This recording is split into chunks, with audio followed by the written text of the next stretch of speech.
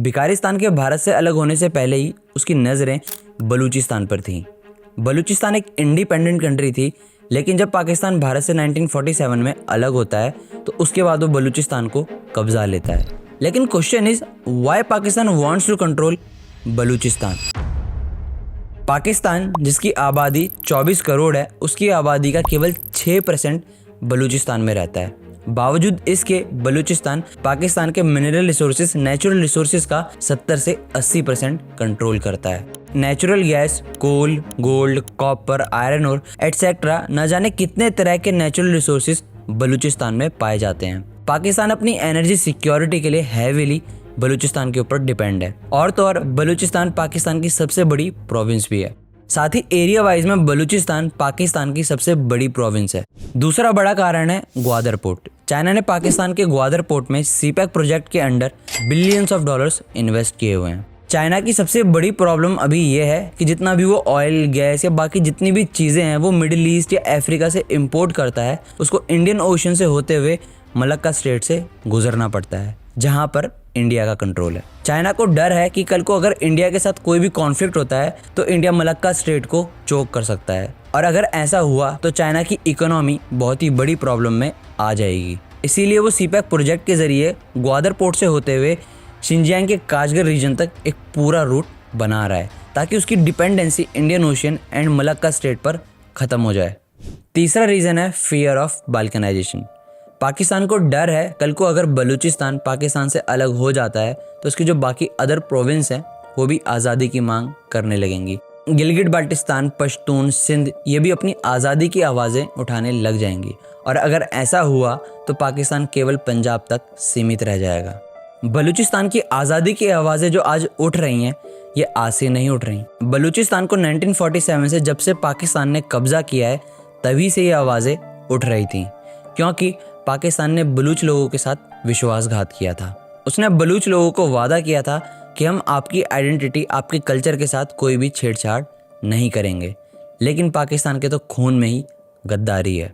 उसने बलूच लोगों के साथ धोखा किया और पाकिस्तान में उन्हें सेकंड क्लास सिटीजन का दर्जा दिया। हर जगह पर उन्हें दबाया गया। पाकिस्तान की आर्मी, पब्लिक इंस्टीट्यूशंस, पॉलिटिक्स, हर जगह पर आपको पंजाबियों की ज़्यादा डोमिनेंस देखने को मिलेगी। उन्हीं को ही हर जगह पर इंपॉर्टेंस दी जाती है। और बात करें बलूच लोगों की तो उन्हें बहुत ही कम जगह पर या फिर बहुत ही ज़्यादा छोटी पोस्ट पर रखा जाता है। जब बलूच लोगों ने अपने लिए आवाज़ उठानी चाहिए तो पाकिस्तान की आर्मी ने उनकी आवाज़ दबाने के लिए उन्हें मारना शुरू कर दिया। लिटरली पाकिस्तान की आर्मी ने बलूच लोगों का जेनोसाइड किया है। 21,000 से भी ज़्यादा बलूच लोग पाकिस्तान की आर्मी ने गायब कर दिए।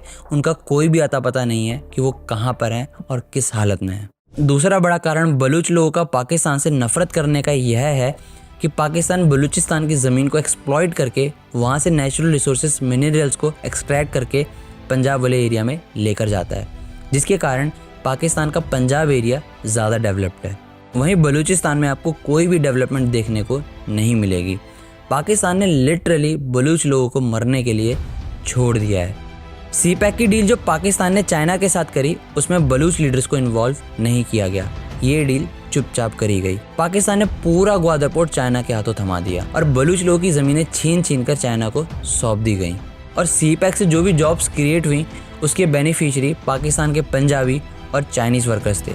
बलूच लोगों के हाथ कुछ भी नहीं आया। This is the reason why Balochistan hates Pakistan. अपने साथ हो रहे अत्याचारों से, उनके साथ किए गए धोखे के कारण आज बलूचिस्तान अपनी आज़ादी की लड़ाई लड़ रहा है।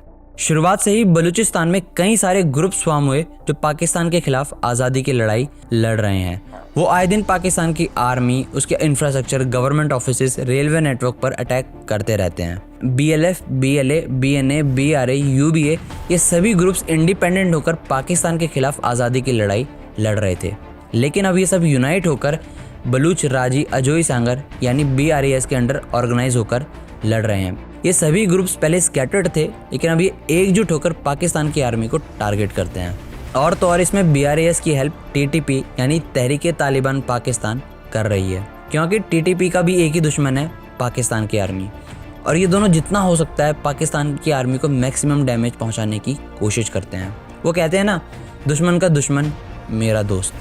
आए दिन कोई ना कोई अटैक BLA TTP द्वारा होता रहता है जिसमें पाकिस्तान की आर्मी के सोल्जर्स एंड चाइनीज़ वर्कर्स मारे जाते हैं। चाइना का जो सपना है CPEC प्रोजेक्ट का, वो BLA एंड TTP कभी भी पूरा नहीं होने देंगे और ये खून की होली तभी रुकेगी जब बलूचिस्तान पाकिस्तान से आज़ाद होगा।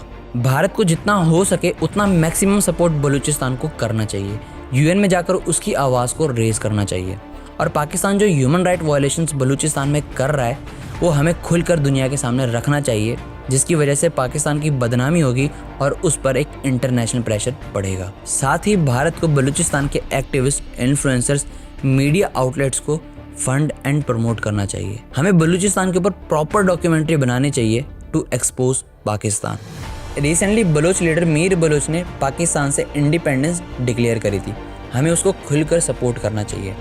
हम भारत में बलूचिस्तान की एम्बेसी तो नहीं खोल सकते, लेकिन ऐसे कई सारे तरीके हैं जिससे हम उनको सपोर्ट कर सकते हैं।